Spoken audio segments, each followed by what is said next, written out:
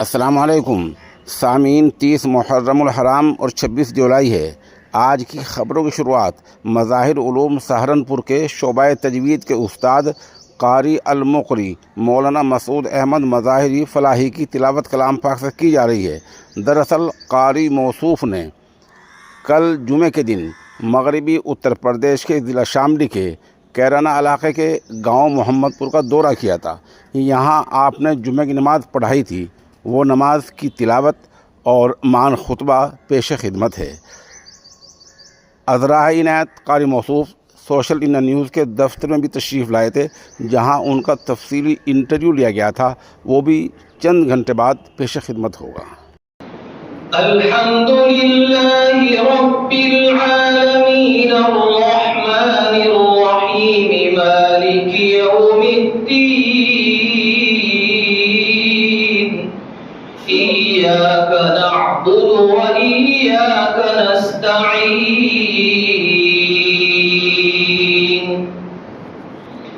इहदिनस सिरातल मुस्तकीम सिरातल लज़ीना أنعمت عليهم غير المغضوب عليهم ولا الضالين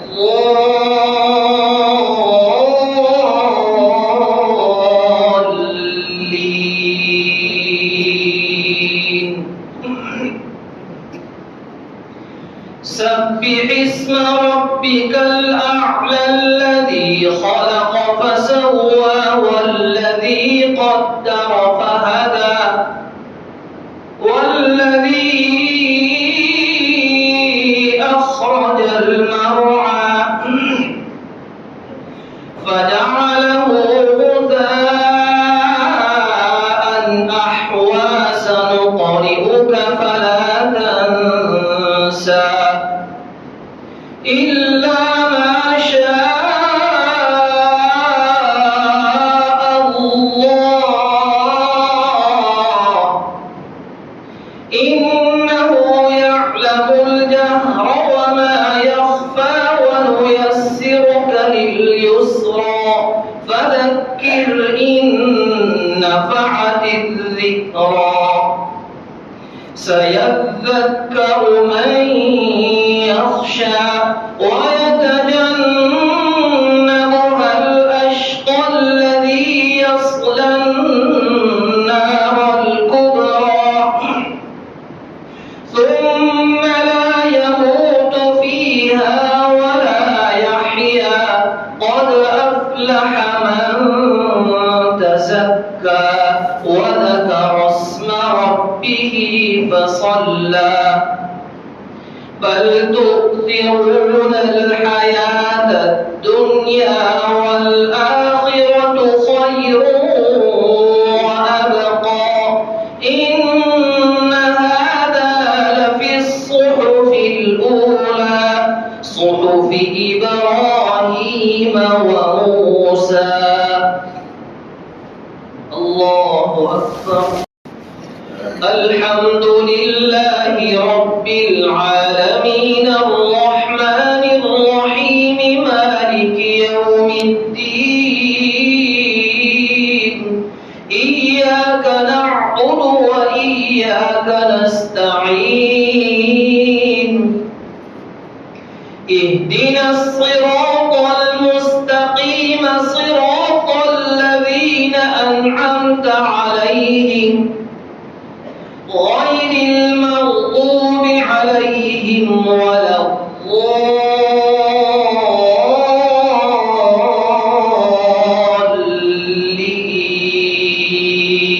الضالين. هل أتاك حديث الغاشية وجوه يومئذ خاشعة عاملة ناصبة تصلى نارا حامية تسقى من عين آنية ليس لهم طعام إلا من ضريع لا يسمن ولا يغني من جوع وجوه يومئذ ناعمة لسعيها راضية في جنة عالية لا تسمع فيها لاغية فيها عين جارية فيها سرر مرفوعة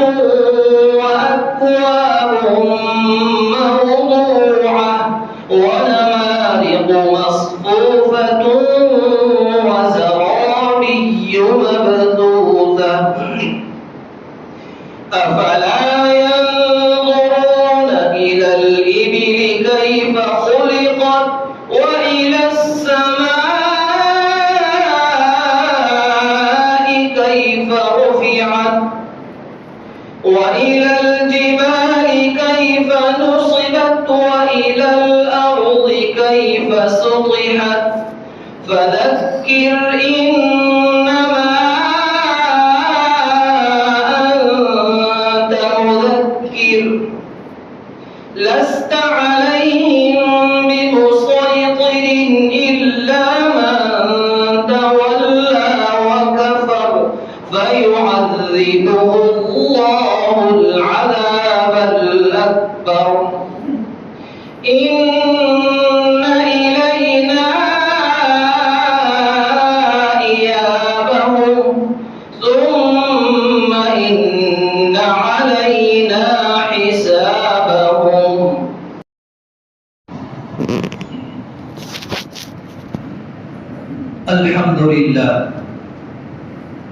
الحمد لله الذي جعلنا من خير أمة أخرجت للناس وفضلنا على العالمين وهدانا لاتباع هدي سيد المرسلين. أحمده وأشكره على نعمه الظاهرة والباطنة وأشهد أن لا إله إلا الله وحده لا شريك له وأشهد أن محمدًا عبد الله ورسوله صلى الله عليه وعلى آله وصحبه وسلم تسليما مزيدا. أما بعد أيها الناس اتقوا الله تعالى واعلموا أن يوم الجمعة يوم عظيم عظم الله به الإسلام وجعله من خصائص هذه الأمة المحمدية فينبغي للإنسان أن يشتغل بذكر الله وقراءة القرآن في هذا اليوم العظيم ويستحب لكل مسلم أن يشتغل بذكر الله وقراءة القرآن في هذا اليوم العظيم ويستحب لكل مسلم أن يغتسل ويتنظف ويتطيب ويلبس أحسن ثيابه. قال رسول الله صلى الله عليه وسلم من راح إلى الجمعة في الساعة الأولى فكأنما قرب بدنا ومن راح في الساعة الثانية فكأنما قرب بقرة ومن راح في الساعة الثالثة فكأنما قرب كبشا أقرا ومن راح في الساعة الرابعة فكأنما أهدى دجاجة ومن راح في الساعة الخامسة فكأنما قرب بيضا. فإذا خرج الإمام طويت الصحف ورفعت الأقلام واجتمعت الملائكة يستمعون الذكر. أستغفر الله لي ولكم ولسائر المسلمين من كل ذنب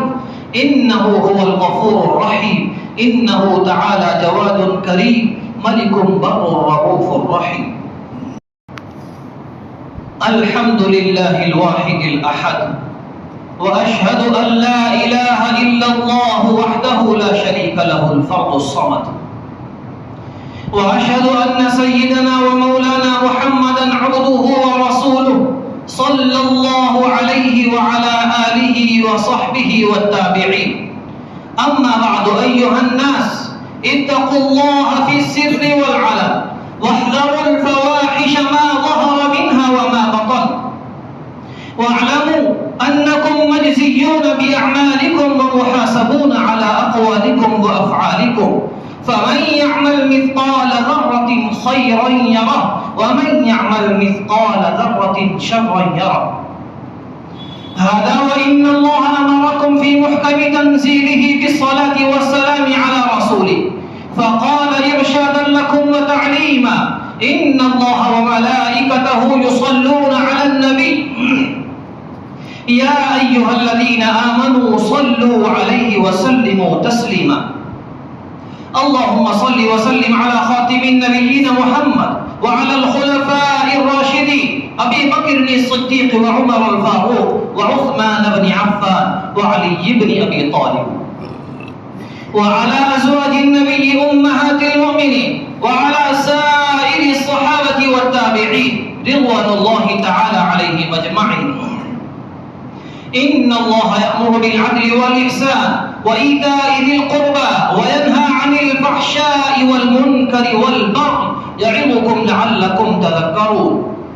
ولذكر الله أكبر والله يعلم ما تصنعون